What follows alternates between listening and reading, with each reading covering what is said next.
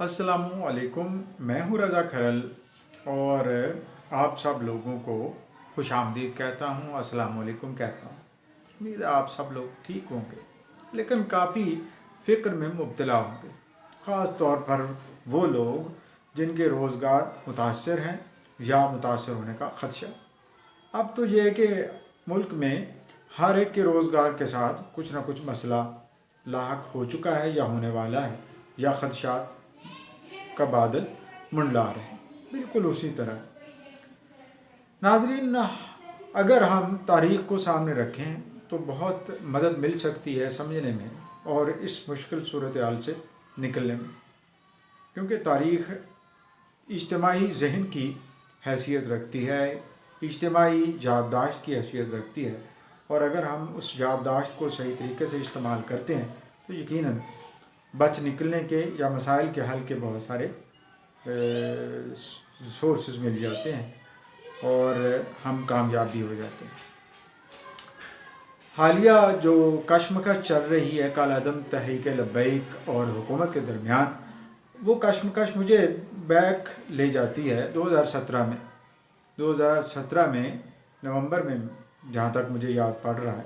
सुबह सुबह मैं इस्लामाबाद के लिए रवाना हुआ और बड़ा खुश था, क्योंकि एक अच्छी नौकरी की ऑफ़र थी और उसके लिए जा रहा था। लेकिन जैसे ही चक्री राजगान के पास पहुंचा तो मीलों लंबी कतारें बनी हुई थी और उन कतारों के बारे में यही कहा जा रहा था कि ये लोग रात भर से यहीं रुके होंगे। इससे पहले मुझे पता तो था बहसीत सहाफ़ी के इस्लामाबाद में और रावलपिंडी के संगम पर एक सिट इन चल रहा है और उसमें मौलाना खादिम रज़वी साहब जो है वो उसकी रहनुमाई अगुवाई कर रहे हैं और वो सिट इन काफ़ी दिनों से था। लेकिन ये तवक्को थी कि हो सकता है ये मसाइल हल हो जाए और इस तरह से जो आने जाने का मसला ना हो। लेकिन अभी चक्री राजगान पे पहुँचे ही थे तो जब इतनी लंबी कतारें गाड़ियों की देखी तो फिर आसान ख़ता होना शुरू हो गई। उम्मीद थी कि थोड़ी देर तक खुल जाए। सुबह 9 बजे से लेकर ऑनवर्ड ये चलता रहा सिलसिला। सहपहर हो गया, फिर शाम हो गई, फिर आधी रात हो गई, फिर आगे सुबह। इस तरह से तकरीबन सुबह 6-7 बजे वहाँ से हम निकल पाए, यानी 24 घंटे तकरीबन इसी रास्ते में गुजर गए। और उस तकलीफ़ का अंदाज़ा है मुझे। आजकल जो लोग वज़ीराबाद की जानिब या जीटी रोड पर इस्लामाबाद की जानिब महवे सफ़र होंगे, यकीनन वो नहीं हो सकते और रास्ते में जो रुकावटें हैं वो उन्हें आगे बढ़ने नहीं देगी। अब मसला ये है कि ज़िम्मेदार कौन है। उस वक्त ये हुकूमत अपोजिशन में थी और ये इंडोर्स कर रही थी, इनकरेज कर रही थी तहरीक लब्बैक के कारकुनों को कि वो आगे बढ़ें और ये उनके जायज़ मुतालबात हैं। गो के बाद में जो सेनेट की कमेटीज़ की और सेनेट की प्रोसीडिंग्स की जो हमारे पास डिटेल है आई है, उसमें वाक़यात ये है कि ये हुकूमत ख़ुद भी ज़िम्मेदार है। इस वक्त की हुकूमत ख़ुद भी ज़िम्मेदार है बहुत सारे मामलात के लिए, लेकिन उस वक्त इनको इनकरेज किया जा रहा था। और फिर हमने देखा कि उस रात को ही ये मामला तय पाए तो फिर इनकलाब भी शुरू हो गया। फिर उन्होंने जब हमें वापस जाने दिया तो रास्ते में कई जगहों पर आसार देखे कि जहाँ पे लोग रात भर फैमिलियाँ मुख्तलिफ़ मकामात पर एक तरह से मुश्किलात का शिकार से धक्के खा रही थी। अब भी हालात ऐसे ही होंगे, यकीनन उससे मुख्तलिफ नहीं होंगे या उससे भी बुरे हो सकते हैं। खंदकें जीटी रोड पर हुकूमत ने इसलिए खोद रखी थी कि तहरीक लब्बैक के काफ़िले आगे नहीं बढ़ेंगे, लेकिन वो बढ़ रहे हैं और बढ़ते चले जा रहे हैं। अब यही तवक्को है कि हो सकता है कि हुकूमत वहाँ पे यानी इस्लामाबाद के रास्ते में झेलम के किनारे या चिनाब के किनारे कोई बड़ी रुकावटें डाले और इस जो ज़ोर का जो एक जा रहा है वहाँ पे इस्लामाबाद में उसको रोक ले।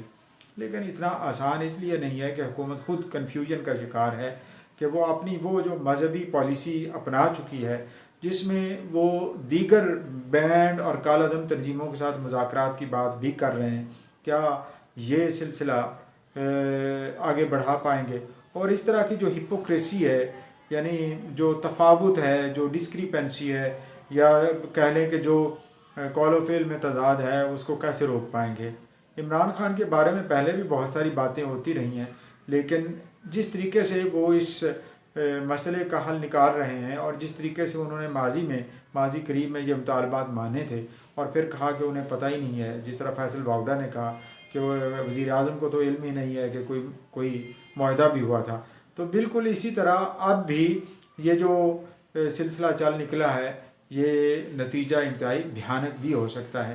اور دوسرا اس کے جو اثرات مرتب ہوئے ہیں جناب عالی، وہ تو یہ ہیں کہ ہر طرف جس کو نہیں بھی پتہ تھا وہ تحریک لبیک کا پیغام ان تک بھی پہنچ گیا ہے، اور وہ لوگ جو خاص طور پر بریلوی مکتبہ فکر سے تعلق رکھتے ہیں وہ بالکل ان کے ساتھ اور ہم نوا بنتے چلے جا رہے ہیں، حتیٰ کہ لا انفورسمنٹ ایجنسیز کے لوگ بھی اب سامنے آ رہے ہیں، یا کم از کم ان کا پتہ چل رہا ہے جو سمپتھیز رکھتے ہیں تحریک لبیک کے ساتھ، اور اب اس طریقے سے اس کو امپلیمنٹ کرنا کتنا مشکل ہوگا حکومت کے لیے کہ وہ لا اینڈ آرڈر پریویل کرنے کے لیے یا اپنی رٹ قائم کرنے کے لیے کوئی ایسے اقدامات کر پائیں گے۔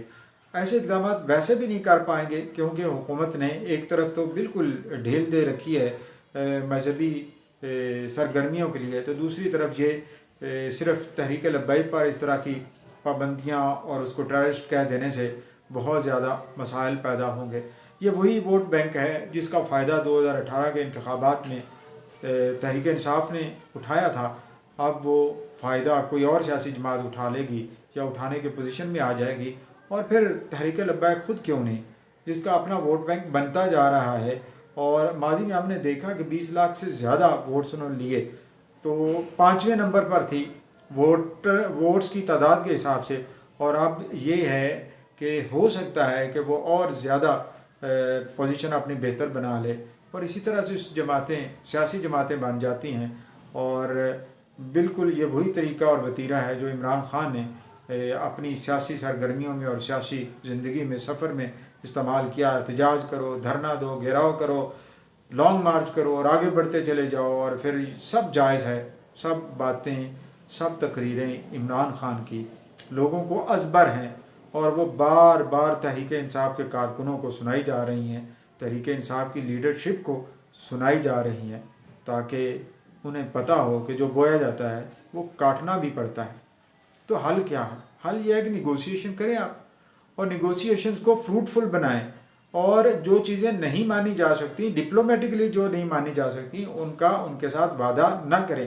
وعدہ کر کے وعدہ وفا نہیں کریں گے جس طرح آپ نے پہلے بھی کیا ہے، تو یقیناً اس کے ریپرکشنز ہوں گے، اور وہ ریپرکشنز آپ کو سہنے پڑیں گے۔ امید ہے آپ یعنی حکومت اس بات پر کوئی توجہ دیں گے اور اس مسئلے کا پرامن حل نکالیں گے۔ کم از کم 1 ہفتہ تو ہو چکا ہے کہ لوگ سخت مشکلات کا شکار ہیں۔ پچھلے جمعے کو یہ لانگ مارچ شروع ہوا تھا اور ابھی تو یہ گکھڑ تک پہنچا ہے، اور اگر یہ آگے اسی طرح بڑھتا چلا جاتا ہے یعنی اسی رفتار سے، تو آپ یقین مانیے اسلام آباد پہنچتے پہنچتے یہ لوگوں کا ایک سمندر بن جائے گا، اور کوئی بھی فورس اسے روکنے میں کامیاب نہیں ہو پائے گی۔ والسلام۔